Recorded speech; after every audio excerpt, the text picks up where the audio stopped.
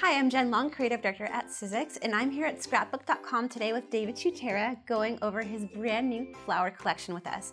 We are showing you guys tips and tricks, the cutting techniques to make large-scale flowers, how to ink your flowers, how to personalize, how to add texture, how to use our crease and curl tool, everything you can do to create beautiful flowers for your celebrations. Thank you, and welcome, by the way, to my wonderful garden of paper flowers. It's real exciting because I really took the time with Jen and the team to really create a line that allows you to bring paper flowers to any medium possible. And you're going to see how you can add the paper flowers to the outside of your cake, to votive candles, creating details on the center of your table. I mean, this could be a wonderful landscape as a centerpiece for a celebration, or it could be home decor with a picture frame with the flowers on the outside, a bud vase for the center of a table, or for even a bathroom in your home.